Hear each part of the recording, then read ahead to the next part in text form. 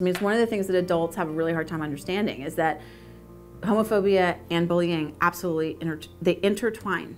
And I mean, bullying really is about how we degrade people in the most root ways possible, about class and money and race and homophobia, religion, ethnicity. It is about degradation and bigotry. We can create other support networks around schools and communities that would help reinforce a positive attitude around difference. More community-sponsored programs, more investment in specific, and I know there's been a lot lately, but even more investment in anti-bullying programs and starting earlier.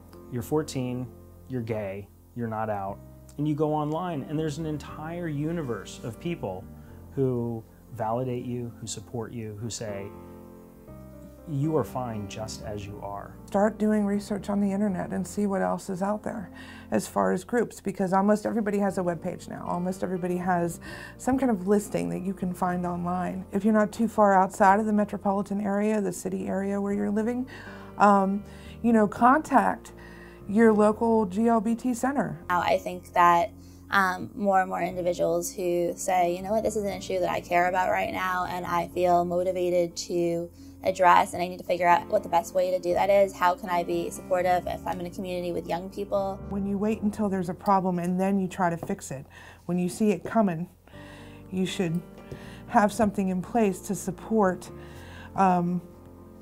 what needs supported before it becomes a huger issue, before it becomes this increased suicide rate. They don't have support, they're stressed out, they're depressed, they're getting into drugs, which is a normal adolescent thing, but even more so, I feel, than normal because of all these extra stresses and not having enough support in the community, at home, or in school.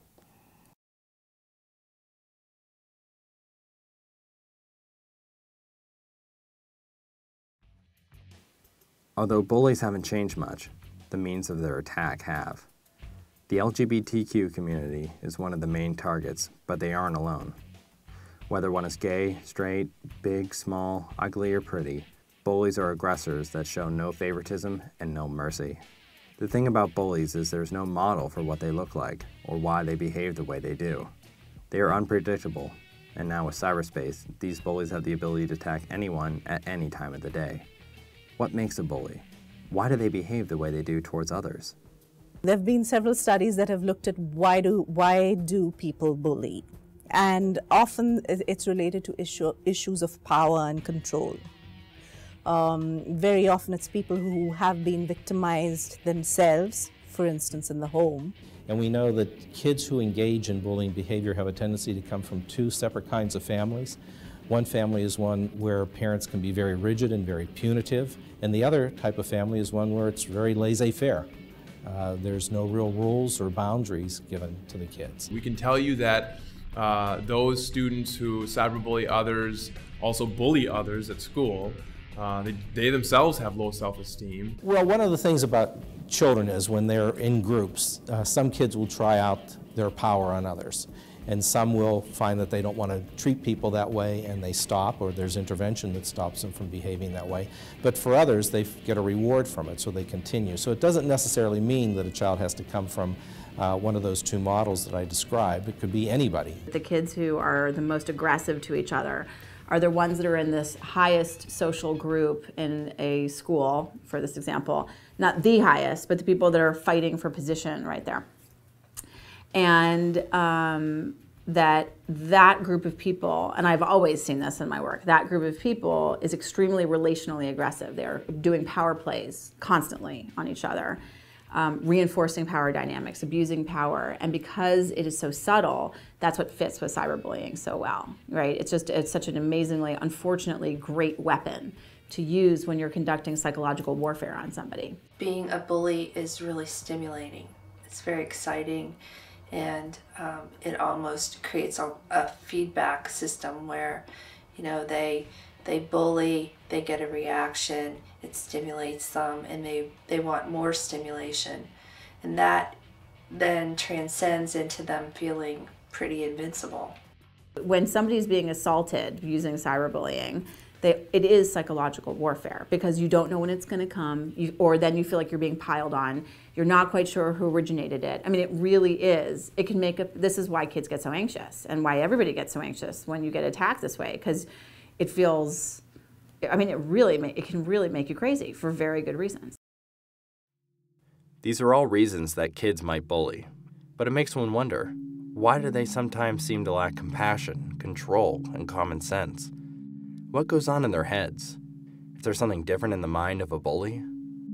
So the brain, as we mature, becomes more efficient in conducting messages, and it's not only motor messages, but also cognitive messages as well.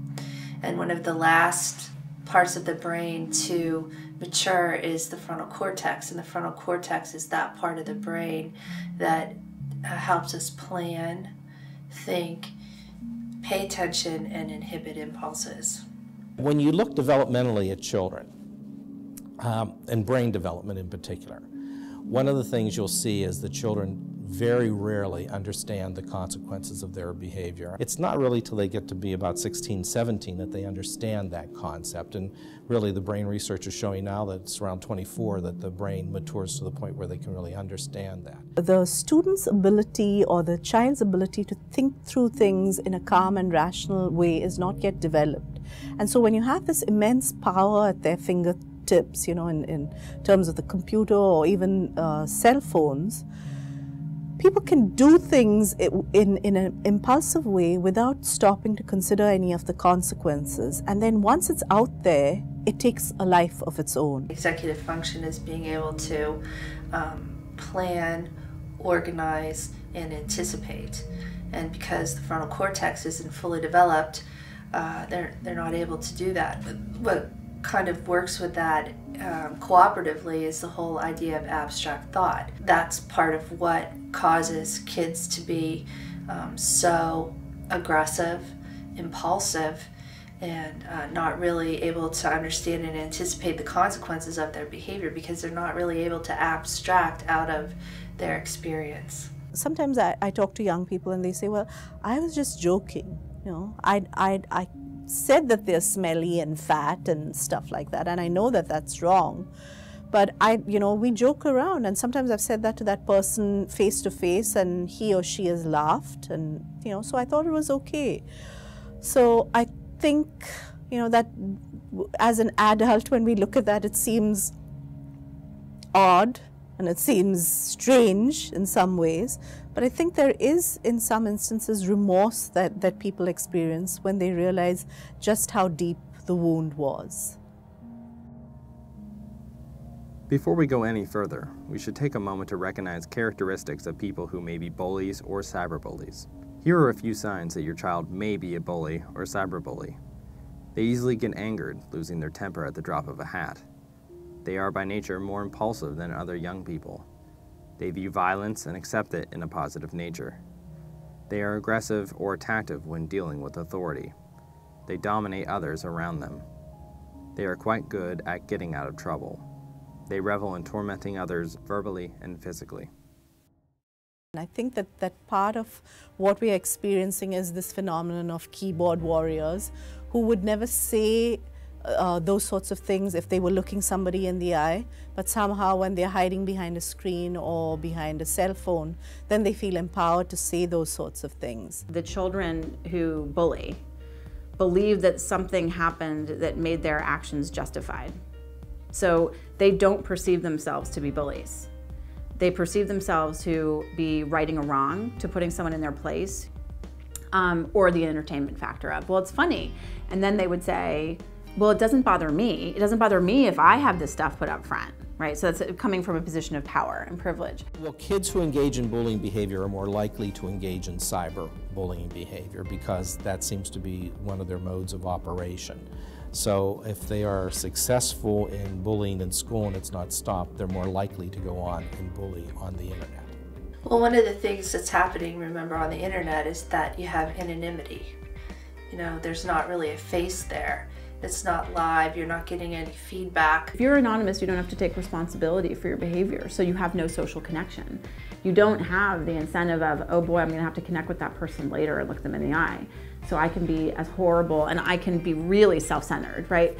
Comments on blogs that adults write are horrible. Many of the prevention programs are trying to address this issue by highlighting how when one hides behind a screen name or a false identity, that it's easier to say those sorts of things. I think there are also some studies that have been conducted that look at reduced levels of empathy overall when you can't see the reaction on the target's face. The study of anonymity and how it affects people's behavior has been going on for years. Social Psychology 101 uses the concept of de-individuation, right? That when people feel anonymous, they're more likely to engage in illegal behavior.